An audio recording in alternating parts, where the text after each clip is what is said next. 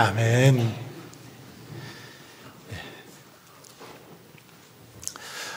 영국의 노예 해방 운동가인 윌리엄 윌버퍼스는 자기 아들에게 새해 새벽 기도의 중요성에 관해서 이렇게 편지를 썼습니다. 사랑하는 아들아, 내가 내게 원하는 것이 하나 있단다. 그것은 결코 새해 아침 기도를 무시하거나 짧게 해버리거나 성급하게 마치는 일이 있어서는 안 된다는 것이다. 특히 골방에서 나누는 하나님과의 교제를 등한히 하지 않도록 주의하거라. 신앙생활에 있어서 이보다 치명적인 일은 없다.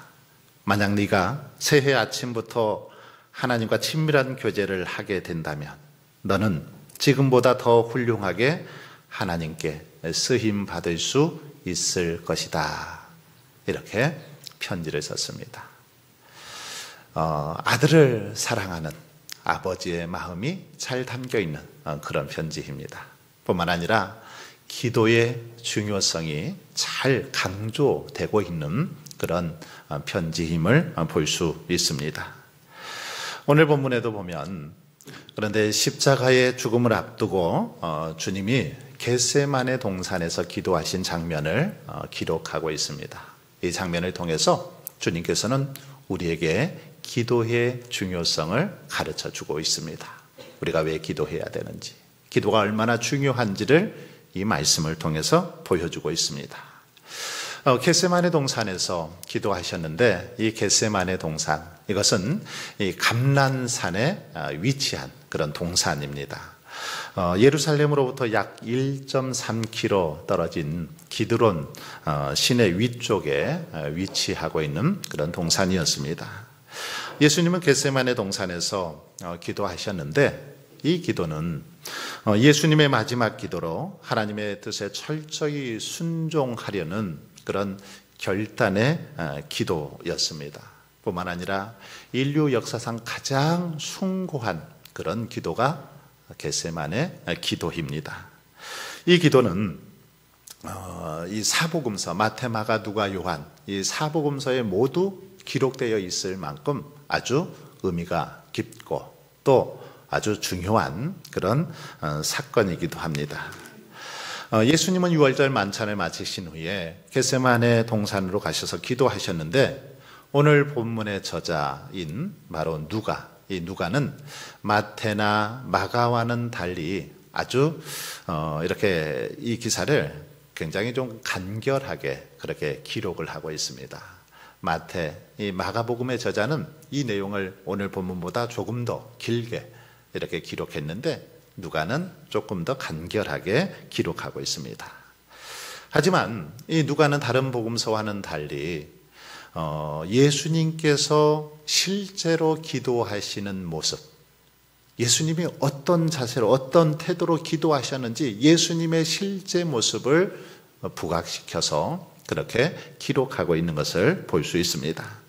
그래서 다른 복음서에는 나오지 않는 땀이 땅에 떨어지는 핏방울 같이 되더라, 이런 말씀은 오늘 본문에만 나오고 있습니다. 뿐만 아니라 천사가 힘을 더하더라, 예수님이 간절히 기도할 때 천사가 힘을 더하더라, 이런 표현은 누가복음에만 등장하고 있는 걸 볼 수 있습니다. 마태와 마가는 예수님의 기도의 내용에 중점을 두었다면 오늘 본문의 누가는 예수님이 실제로 기도하신 그 모습에 강조점을 두고 그렇게 기록하고 있습니다. 39절을 보면 본문은 이렇게 시작되고 있습니다. 예수께서 나가사 습관을 따라 감난산에 가시며, 주님은 습관을 따라서 감난산에 가셨습니다. 여기서 습관이 뭡니까? 관습, 규례라는 뜻으로 규칙적으로 행하는 행동, 이걸 습관이라고 합니다. 그냥 몸에 배어서 자연스럽게 배어나는 행동, 이걸 우리가 습관이라고 하죠. 예수님은 누가복음 21장 37절에 낮에는 성전에서 가르치시고 밤에는 나가 감람원이라 하는 산에서 쉬시니라는 이 말씀대로 낮에는 성전에서 가르치시기를 힘쓰셨습니다. 그러다가 밤이 되면 이 감람산에 가셔서 늘 기도하셨다라는 것입니다.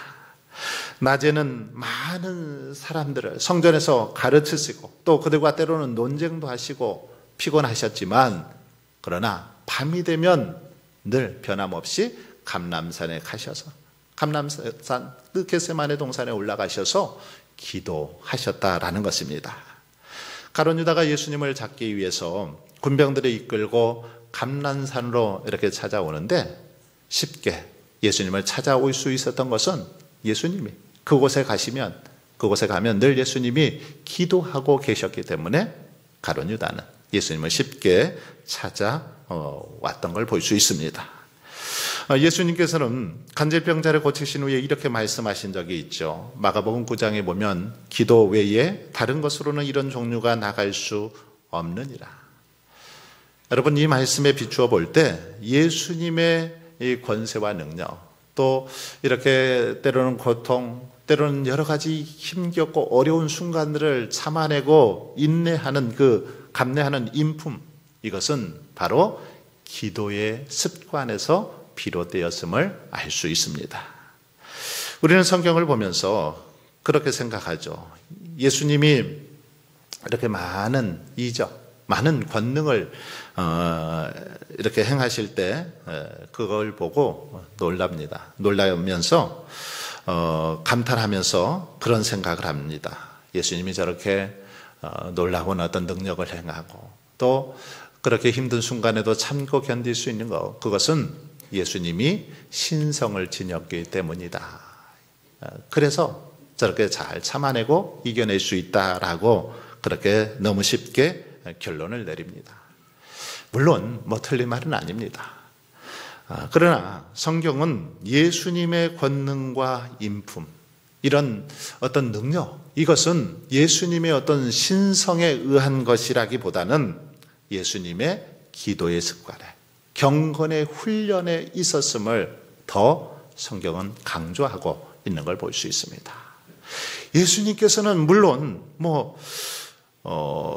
기도하지 않으셔도 됐습니다. 기도할 필요 없으셨죠. 하나님과 본체시고 전지전능하신 분이었기 때문입니다. 기도하지 않으셔도 얼마든지 사탄의 유혹을 물리치고 능력 있는 삶 살 수 있었습니다. 하지만 그럼에도 성경에 보면 주님은 끊임없이 기도하고 있는 걸 볼 수 있습니다. 공생애를 시작하시기 전에 40일 밤낮으로 금식 기도를 주님은 하셨습니다. 마가복음 1장 35절에도 보면 새벽 아직도 밝기 전에 예수께서 일어나 나가 한적한 곳으로 가서 거기서 기도하시더니, 주님은 밤에도 감람산에 가셔서 기도하셨는데 새벽에도 한적한 곳으로 가셔서 기도하셨다. 이렇게 성경은 가르쳐 주고 있습니다. 주님은 이렇게 늘 기도의 삶을 사셨다라는 거죠. 필요에 따라서 그때 기도한 것이 아니라 기도가 몸의 습관이 되도록 그렇게 늘 기도하는 그런 삶을 사셨습니다. 마치 우리가 때가 되면 식사를 하는 것처럼 정기적으로 우리 주님은 기도하셨습니다. 밤낮으로, 새벽과 저녁으로 시간을 정해서 그렇게 기도했습니다. 바로 이 습관에 따른 기도가 예수님을 권능 있게 하셨고 어떤 죄인이라도 품고 사랑할 수 있는 그런 마음을 갖게 하셨다라는 것입니다. 여러분, 하나님의 아들 예수 그리스도도 이렇게 기도하셨는데 우리들 기도해야 되지 않겠습니까? 연약하고 어리석고 무지한 우리들 기도해야 되지 않겠습니까? 전능하신 하나님도, 하나님의 아들 예수 그리스도도 이렇게 기도하셨다면 우리 또한 더 열심히 기도해야 되지 않겠습니까? 우리 역시 기도의 습관을 가질 때에 주님처럼 더 간절히, 더 자주, 더 많은 시간을 내어서 기도할 때 우리도 주님의 성품을 따라갈 수 있고 주님의 능력을 소유하게 될 줄 믿습니다. 그리고 이것은 비단 여러분 기도만이 아닙니다. 우리가 삶의 좋은 습관을 들일 때에 우리의 인생은 달라집니다. 우리 안에 좋은 습관을 들일 때 우리의 인생이 달라지더라는 것입니다. 독서의 습관을 잘 들이면 독서를 통해서 많은 지식을 얻게 됩니다. 많은 정보를 얻게 되고 또 좋은 어휘력의 증가를 가져올 수 있습니다. 아침에 일찍 일어나는 사람, 평생을 근면하게 살아갈 수 있습니다. 날마다 성경을 읽는 사람들은 날마다 말씀의 은혜와 축복 가운데 그렇게 하루하루 복된 삶을 살아갈 수 있습니다.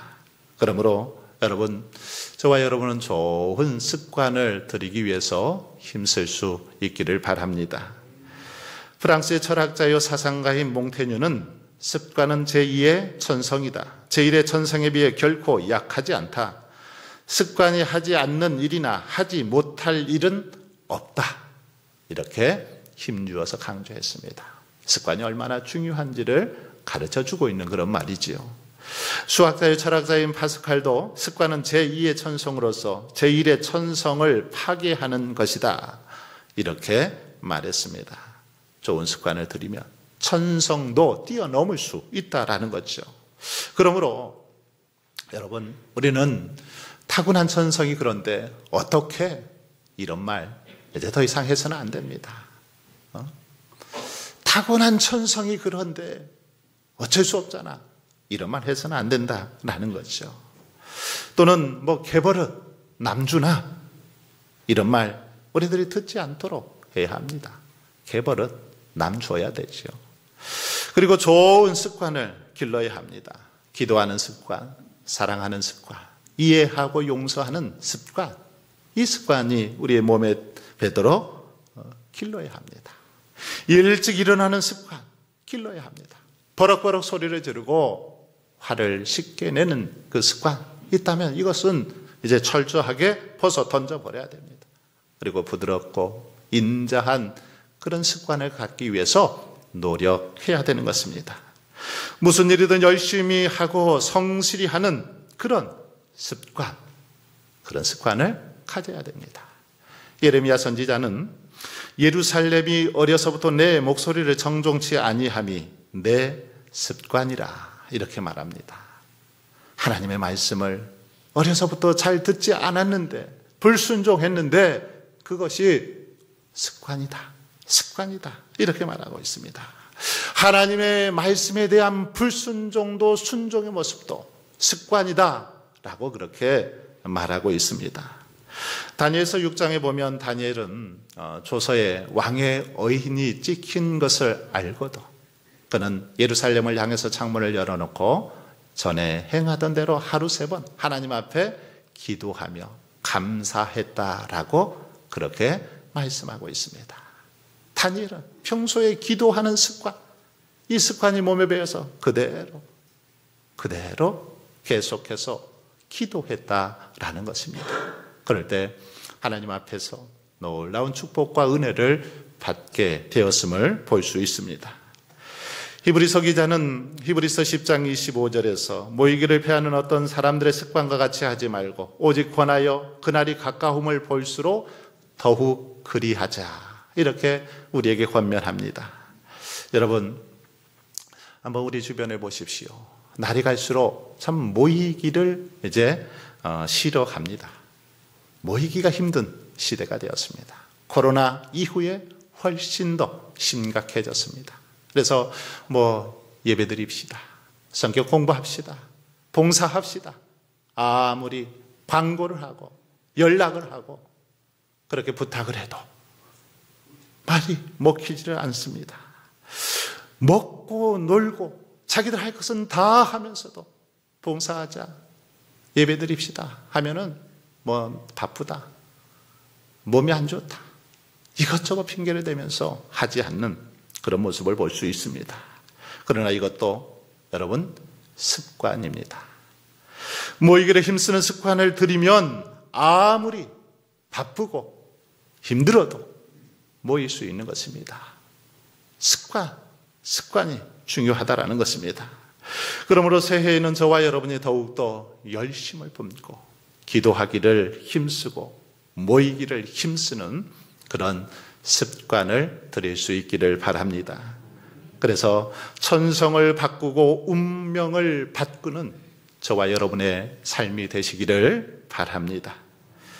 이제 예수님께서는 일어나 기도하라 하시면서 기도해야 될 이유를 가르쳐주고 있습니다. 왜 일어나서 기도하라는 것입니까?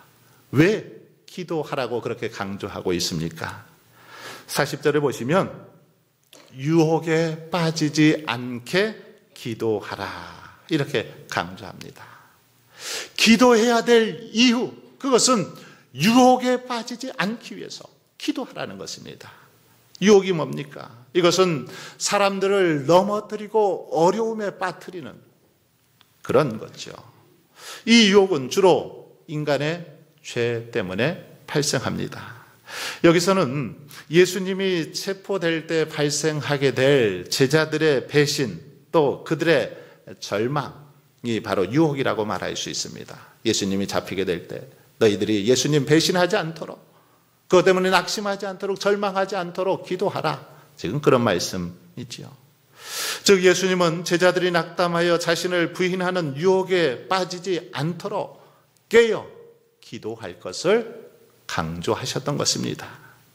그런데 여러분, 이런 유혹 제자들에게만 일어나는 것이 아닙니다. 제자들만 이런 유혹을 받는 것이 아닙니다. 형태와 모양만 다르지 오늘날 모든 성도들에게, 모든 사람들에게 동일하게 이런 유혹, 이런 시험이 다가올 수 있더라는 것입니다. 우리가 살아가다 보면 때로는 물질의 유혹, 성적인 어떤 유혹, 명예의 유혹, 권력의 유혹, 많은 것들이 우리를 유혹합니다. 목사라고 예의가 없습니다. 장로님들이라고 믿음이 좋다고 예의가 없습니다. 지난번 예산위원회 모임을 마치고 제가 다음 날 이렇게 찬찬히 이렇게 예산서를 보니까 제 그 퇴직금이 더 많이 산정이 되어 있는 겁니다. 그동안 12개월에 10%로 했는데 16개월에 10%로 그렇게 산정을 하다 보니까 좀 몇십만 원 더 책정이 되어 있는 겁니다. 그런데 예산위원들 다 모르고 그냥 지나갔는데 제가 이것을 발견해 낸 거죠. 그래서 순간적으로 그런 생각이 들더라고요. 야, 이거 그냥 모른 척 넘어갈까? 그러면 좀 더 받을 수 있는데, 이런 생각이 순간적으로 들어오는 겁니다. 그래서 야, 이거 사탄의 시험이구나 생각하고 재빨리 전화를 했습니다. 재정부장님한테 전화해서 이거 계산이 잘못된 것 같습니다. 수정하십시오. 부탁을 그렇게 했습니다.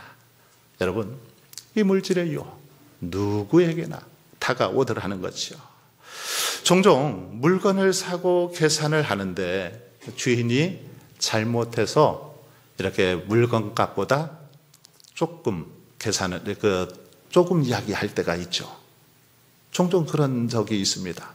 저도 그런 적 있습니다. 이럴 때 그냥 넘어갈까? 그런 생각이 들기도 하죠.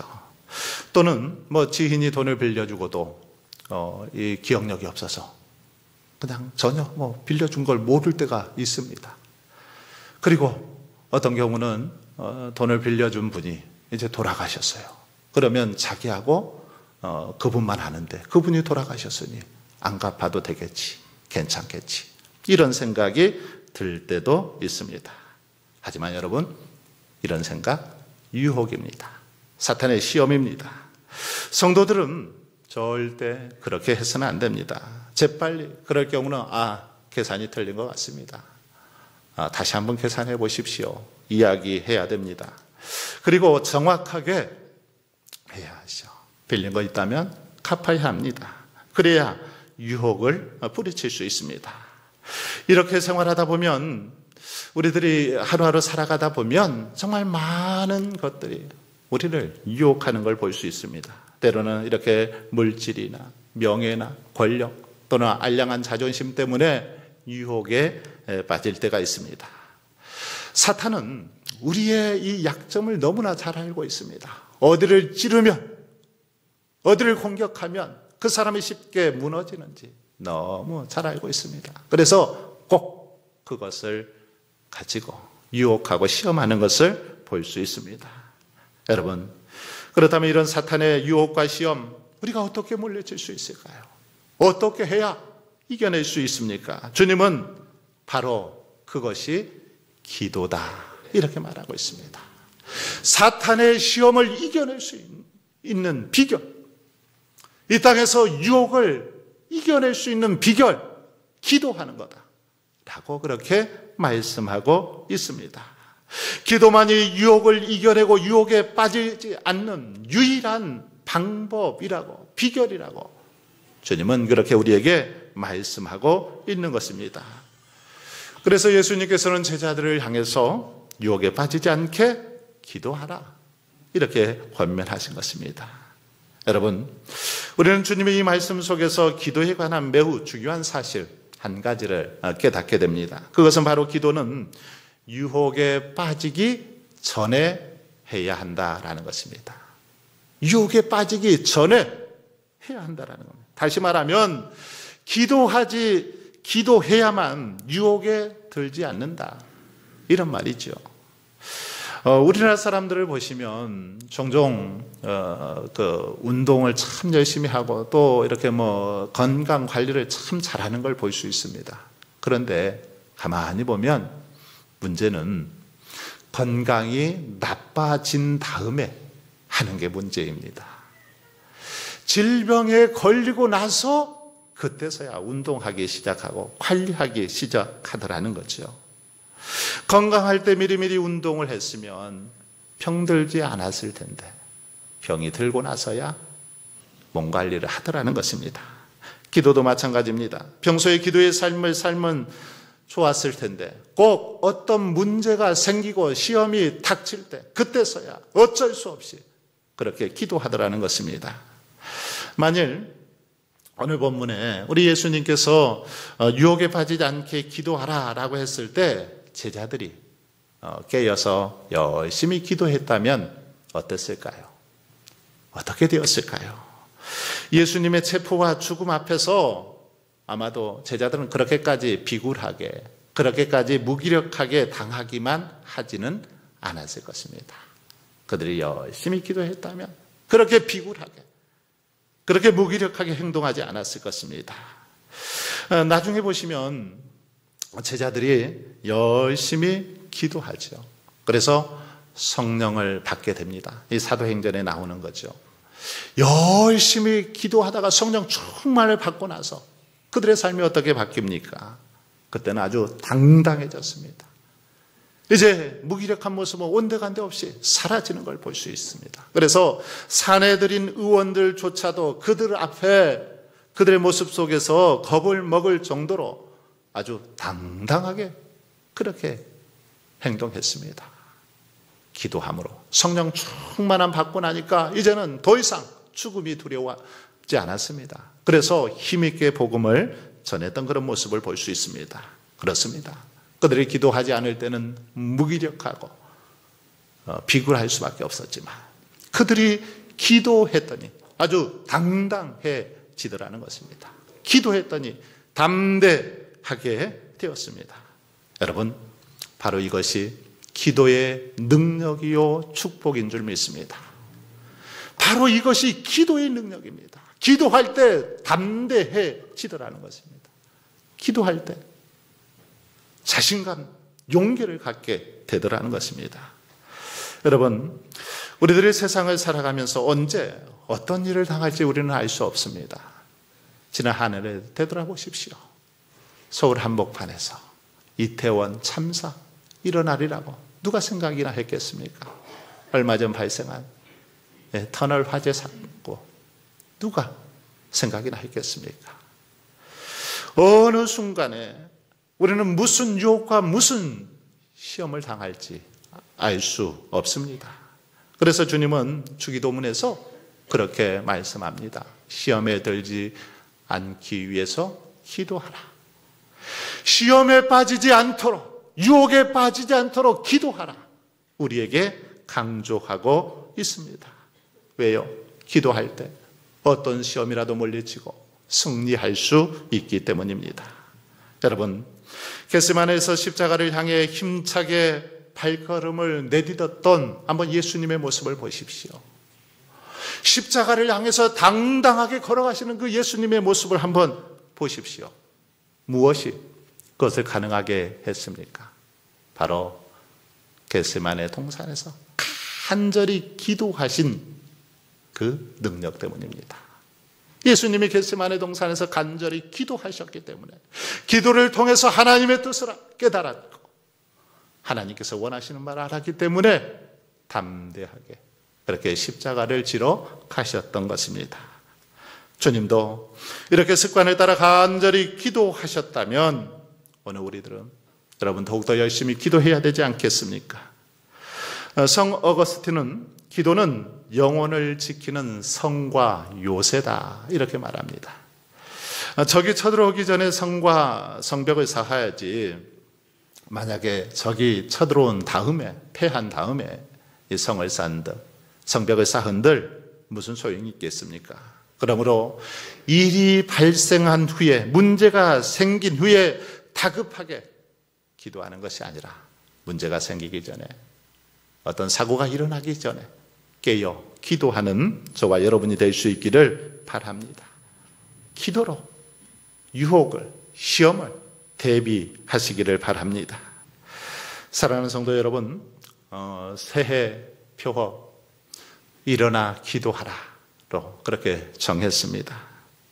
그런데 새해를 이렇게 생각해 보면 여전히 앞으로 우리에게 다가올 이 새해의 모습 암울합니다. 여전히 저성장, 고물가 시대 계속될 겁니다. 불안하고 혼란스러운 상황 지속될 것입니다. 수많은 것들이 우리를 유혹하고 또 호시탐탐 우리의 믿음을 노리고 있습니다. 이런 세상에서 우리들이 유혹을 이겨내고 믿음을 지킬 수 있는 비결 무엇일까요? 그것은 바로 기도하는 것입니다. 일어나 더욱 깨어서 기도하는 것입니다. 그러므로 새해에는 저와 여러분이 잠자던 자리에서 일어나서 그동안 나태하고 게으르 피우던 그 자리에서 일어나서 이제 더 열심을 붓고 우리 주님처럼 간절히 기도하며 나아갈 수 있기를 바랍니다. 기도가 몸에 배이도록 기도가 우리의 습관이 되도록 열심히 기도할 수 있기를 바랍니다. 그래서 기도의 능력과 기도의 응답을 경험하는 복된 그런 새해가 될 수 있기를 주님의 이름으로 축원합니다.